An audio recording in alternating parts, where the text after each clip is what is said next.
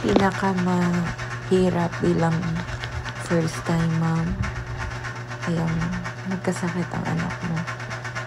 Lalo na hindi mo alam kung anong nararamdaman niya, hindi niya nasasabi. Bigla-bigla na lang tataas yung lagnat. Tapos, bababa. Tapos makakapikit ka saglit. Pagtingin mo, pag-check mo, mataas na naman. Nakaka-traumatize siya actually. Especially, last July 30 lang na-admit siya kasi ano lang yun, 2 days lang yung lagnat niya. Tapos hindi bumababa kahit na pinapainom ng gamot. Tapos walang ubo, walang sipon. Tapos ang finding naging bilateral pneumonia na. Masisisi mo yung sarili mo na ano bang nagawa ko? Ano ba yung pagkukulang ko bilang nanay niya? Bakit nagkasakit ng ganun yung anak ko? Yun yung, tapos makikita mo yung pain ng bata habang tinutusok. Makikita mo yung pain niya na syempre may lagnat siya. Ayaw niya hindi siya nakakakain. Hindi siya nakakalakad. Or nakukulong lang kami sa isang room. Doon dahil na hospital nga siya. For 5 days. Tapos bored na siya. Yung gano'n, nagtusok pa lang yung sigaw niya. Nakakadurog, wala kang tulog. You are financially, emotionally, physically drained talaga. Mahirap pag yun nga, kaming dalawa lang. Kaya ngayon, ngayong last, kasi yun, di ba nakalabas kami ng August.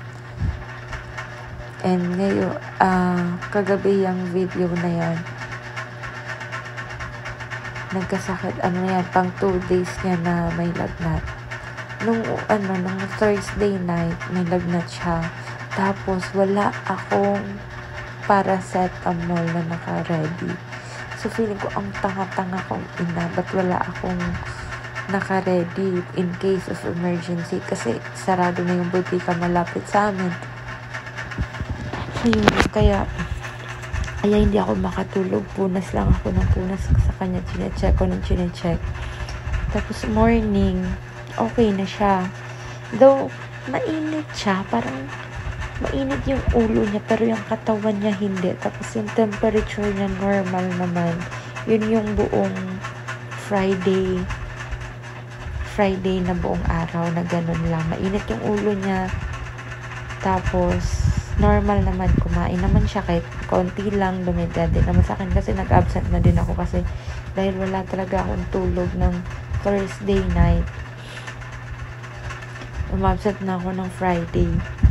Tapos, akala ko okay na. Pero nung hapon, mga 6 p.m., nag 37.4 naman na ulit siya. Sabi ko parang borderline dito pa nasa alert ako. Pero kampante na ako kasi parang okay naman na. Tapos meron na din akong naka-ready na gamot. Bumili na din ako. Tapos, nung meron pa kasi din akong pang usok sa kanya. So, pinausukan ko siya. Pinatay ko muna. Naka-aircon kami, pero pinatay ko muna yung electric fan na isa para mapunta talaga yung usok sa kanya. Hala, pagbalik ko ng check, wala lang yung siguro mga 40 minutes, ganun. Taas na naman ng lagnat niya. 38.3. So, yung kaba ko nun, kasi tulog lang siya nun. Hindi naman siya gumagalaw. Hindi naman siya umiiyak. So, hindi ko sure kung gigisingin ko ba para painumin ko ng gamot or hayaan ko lang siyang matulog kasi sabi din naman alam mo ba sa ChatGPT yung katawan ko. So, sabi naman ni ChatGPT pag okay lang din naman na hindi na painumin ng gamot basta hindi tataas sa 38.5. So, punas lang din ako ng punas. So, buong gabi din akong walang tulog. But thankfully, pagkagising namin kaninang umaga, kasi kahit pa paano nakatulog na ako ng madaling araw, okay na siya. So, wala na talaga siyang lagnat.